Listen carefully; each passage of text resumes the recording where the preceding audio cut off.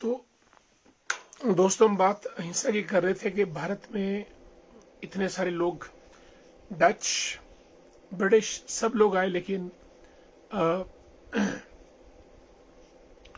भारत ने सबको अहिंसा का पाठ पढ़ाया। लेकिन अब देश के अंदर जो एक अहिंसात्मक आंदोलन चल रहा है, जिसमें पुलिस का डर नहीं, प्रशासन का भय नहीं, और हर कोई हर किसी को हर किसी मोड़ पर मारने पे उतारू है। दोस्तों, हमने कहा कि मनसा वाचा कर्मणा, यानी मन, वचन और कर्म से हमको अहिंसक रहना चाहिए, क्योंकि हिंसा किसी भी चीज का उपाय नहीं है। महात्मा गांधी ने कहा था कि an eye for an eye will turn the whole world blind. अगर किसी ने हमारी आंख फाड़ी और हम उसकी भी आंख फाड़ दें, तो समझ गया कि हमारी आंख भी गई और उसकी आंख भी गई, और पूरी दुनिया धीरे धीरे अंधी होती जाएगी। इसलिए the path of violence is no solution. हमको अहिंसात्मक तरीके से ही आगे बढ़ना चाहिए, और इसमें जो हमारी नई जनरेशन है, उनके संस्कार, उनकी संस्कृति और उनकी वैल्यूज, मूल्य, उनके अंदर वर्च्यूज को सीड करना बहुत जरूरी है। इसी बीच हमारे साथ जुड़े हैं भूपराम वर्मा जी, जो शिमला पेंशनर्स एसोसिएशन के प्रेसिडेंट भी हैं। गुड इवनिंग आदरणीय वर्मा साहब, कैसे हैं आप? मोनिका भारद्वाज को नमस्ते। How are you Monica? दोस्तों, आज भारत के एक बड़े महापुरुष की जयंती है, यानी उनका जन्म हुआ है, और उनका नाम है स्वामी दयानंद सरस्वती। स्वामी विवेकानंद, स्वामी दयानंद सरस्वती, स्वामी रामतीर्थ, ये तीन नाम ऐसे हैं जिन्होंने आधुनिक भारत में हमारे देश की संस्कृति, हमारे देश का गौरव और हमारे देश का जो एक भव्य इतिहास है, उसको उजागर करने में जबरदस्त रोल अदा किया है। और आज हम स्वामी दयानंद सरस्वती जी के बारे में बात करेंगे। दोस्तों, आज के दिन यानी 12 फरवरी 1824 को उनका जन्म हुआ था, और गुजरात में। बचपन का नाम उनका मूलशंकर। और दोस्तों, उन्होंने, अगर वेदों के बारे में किसी ने बात की, हमारी तो वैदिक सभ्यता है, वेद मीन्स ज्ञान, और 4 वेद, अथर्ववेद, सामवेद, रजुवेद, Rigveda, Yajurveda, Atharvaveda, Samaveda. Back to the Vedas, यानी वेदों की ओर लौटो, ये नारा स्वामी दयानंद सरस्वती जी ने दिया था। उन्होंने कहा था कि वेदों में भारत का पुरातन साहित्य, भारत की संस्कृति, भारत की सभ्यता, भारत का गौरव, ज्ञान, परंपराएं, सभी कुछ हमारे वेदों में है। इसलिए भारतीयों को वेदों की तरफ मुड़ना चाहिए। ये बात स्वामी दयानंद सरस्वती जी ने भारतीयों का आह्वान करते हुए कही थी। और स्वामी दयानंद सरस्वती दोस्तों आर्य समाज के भी संस्थापक थे। 1875 में उन्होंने मुंबई में, जो तत्कालीन बॉम्बे हुआ करता था, बंबई, वहां पर आर्य समाज की स्थापना रखी, जहां दयानंद सरस्वती ने कहा कि बैक टू द वेदास, वेदों की तरफ लौटो। वहीं उन्होंने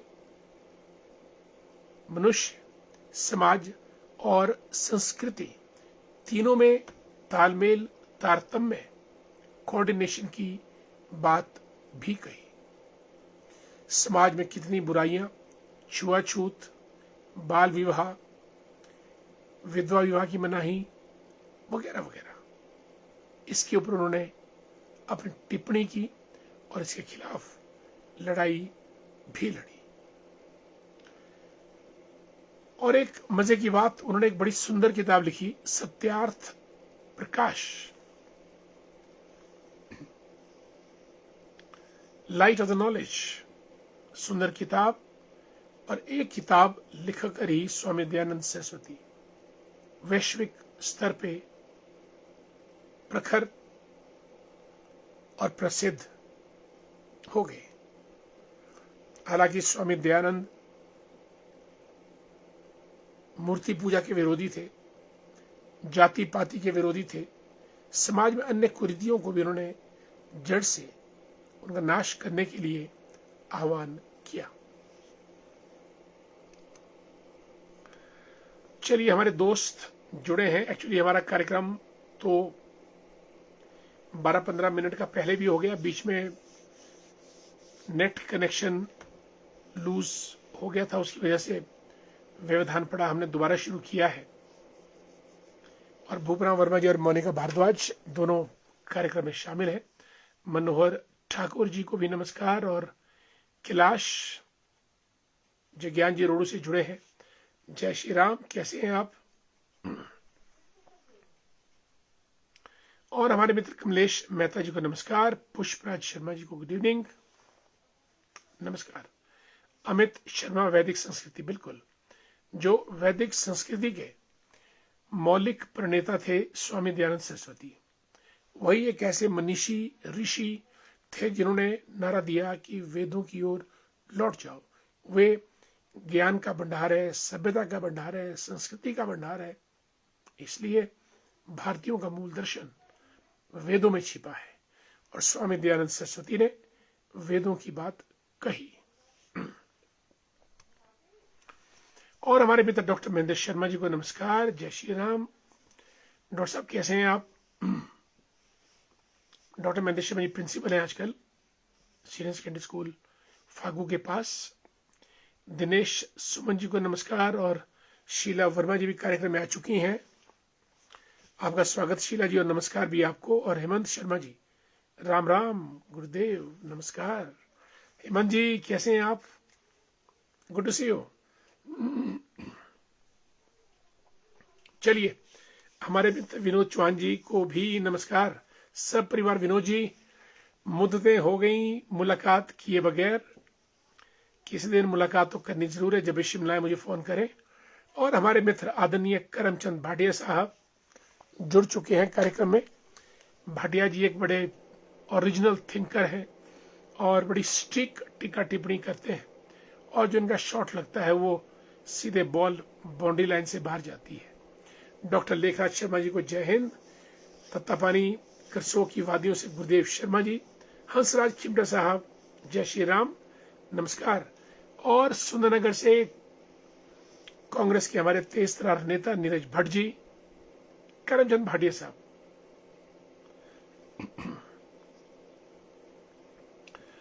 भाटिया साहब लिखते हैं कि आप 2027 में पार्टी से चुनाव लड़ेंगे या निर्दलीय, ताकि जनता से ही मन बना ले दोनों स्तर पर।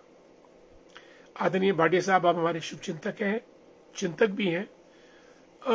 2027 में एक बात तो निश्चित है कि चुनाव लड़ा जाएगा, और हालांकि पिछली बार भी लड़ने का मन था, लेकिन पार्टी ने टिकट नहीं दिया। इस बार हम फिर से पार्टी का इंतजार करेंगे कि पार्टी हमको टिकट दे, और पार्टी हमको टिकट देगी भी, और हम चुनाव लड़ेंगे, अन्यथा चुनाव तो लड़ा ही जाएगा। शेर सिंह जी, जय श्री राम, नमस्कार, कैसे हैं आप? दोस्तों, आज हमने देश प्रदेश में बढ़ती हुई हिंसा और स्वामी दयानंद जी के बारे में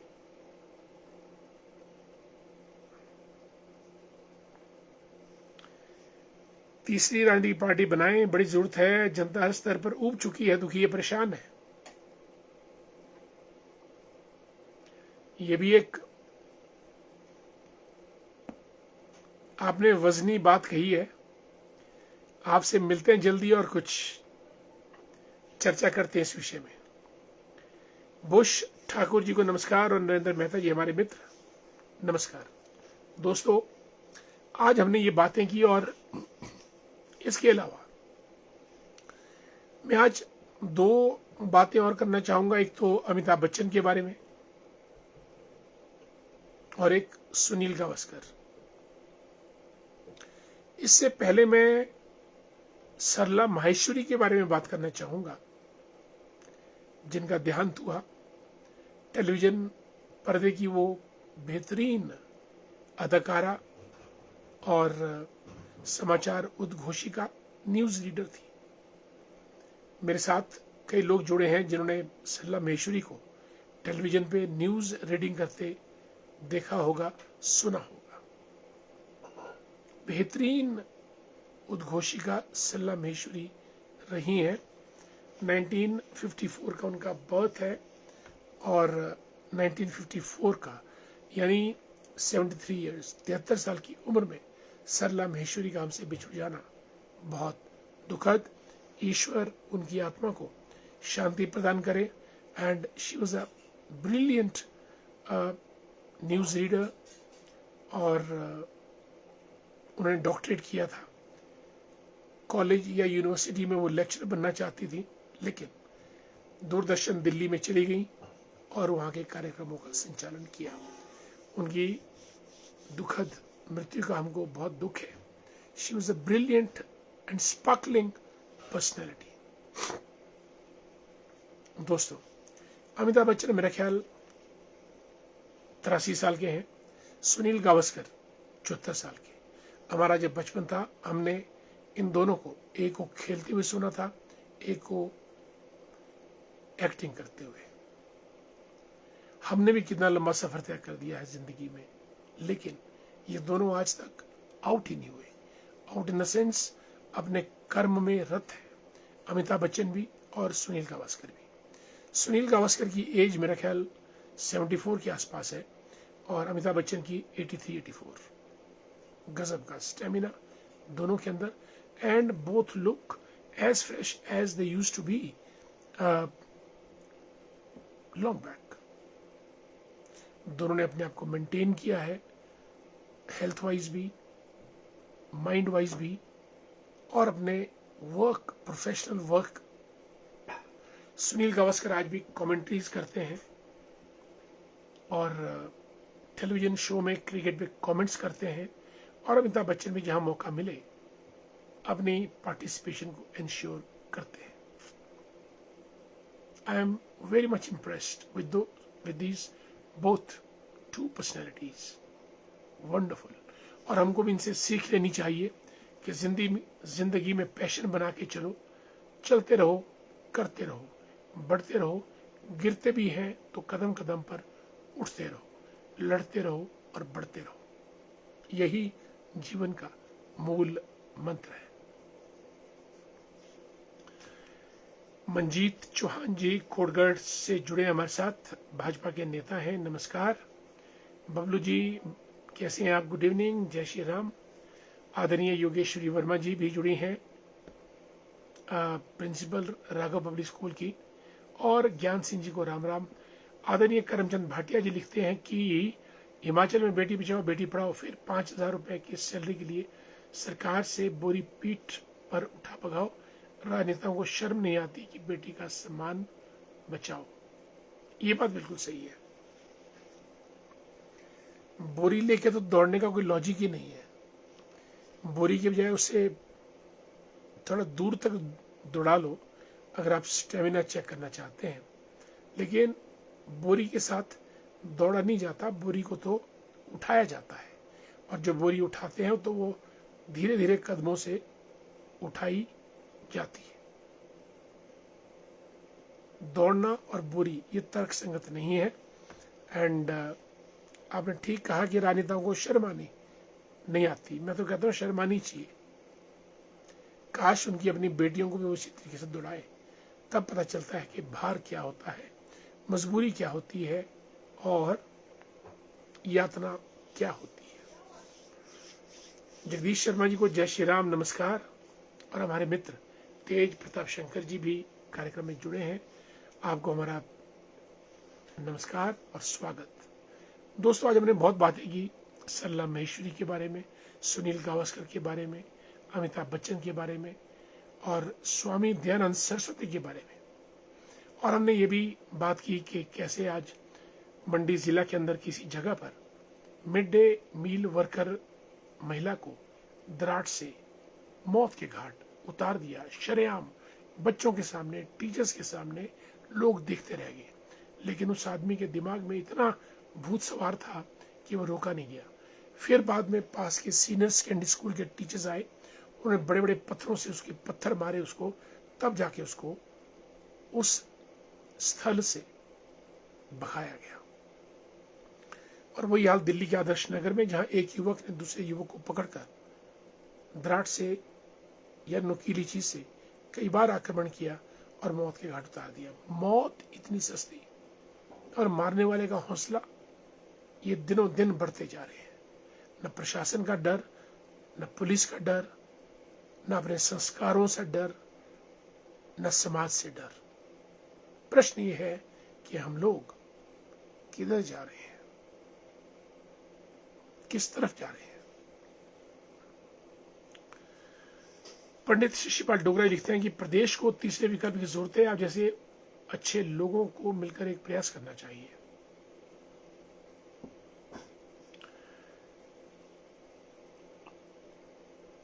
होना चाहिए विकल्प तो जितने ज्यादा हो उतना अच्छा। दो पार्टीज का ठेका और दोनों पार्टीज का आप देख ही रहे हैं हाल। बहरहाल आपका सुझाव हमने इसका संज्ञान ले लिया है और आपसे इस विषय में हम चर्चा करेंगे। बहुत बहुत धन्यवाद। पंडित शशिपाल डोगरा जी चाणक्य के रोल में चलते हैं और चाणक्य जैसी ही बुद्धिमत्तापूर्ण बातें, नसीहतें, परामर्श और मदद सबको करते रहते हैं। धन्यवाद। आप जैसे महानुभाव समाज में विचरण करते रहे ताकि समाज की शिक्षा दीक्षा लगातार होती रहे। और करमचंद भाटिया साहब लिखते हैं कि डॉक्टर साहब जी, एक ही विकल्प है, एक ही रास्ता है कि आज से ही अगर तीसरा राजनीतिक विकल्प प्रदेश में खड़ा हो जाए तो सभी तानाशाह राजनीतिक दलों और नेताओं को सबक मिलेगा। जनता एक मजबूत, दूरदर्शी, लंबी आयु वाले विकल्प के लिए तरस रही है। बिल्कुल भाटिया जी, आप स्वयं में सक्षम है। आपने समाज को बहुत करीब से देखा है, हर स्तर से, और हर नेताओं के साथ आप टकराए भी हैं, मिले भी हैं, बैठे भी हैं। आपके सुझाव का संज्ञान लिया गया है और इस पे चर्चा करेंगे और अच्छा सुझाव है। प्यारे ब्लॉग्स, जय श्री राम, नमस्कार, कैसे हैं? कंपिला जी जुड़ी हैं धामी से। कंपिला जी नमस्कार, जय श्री राम, कैसी हैं आप? दोस्तों, कार्यक्रम का समय हमारा हो चुका है। सभी हमारे मित्रगण जुड़े। आज बीच में कार्यक्रम कटा 10-12 मिनट और हमने उसके बाद फिर पुनः शुरू किया कार्यक्रम, क्योंकि इंटरनेट डिस्ट्रप्शन हो गई थी। साथियों, समाज के लिए हम काम करें, प्रदेश के लिए करें और देश के लिए करें। कुछ ना कुछ दिन प्रतिदिन करते रहें और बढ़ते रहें। इन्हीं तमाम बातों के साथ हमारी शुभकामनाएं आप सभी दोस्तों के साथ। मुझे कार्यक्रम समाप्त करने की इजाजत दीजिएगा। कल हम फिर और किन्हीं और चुनिंदा विषयों के साथ आपसे मुलाकात करेंगे और ये तीसरी पार्टी के विकल्प के ऊपर भी चर्चा करेंगे। नमस्कार, जय हिंद।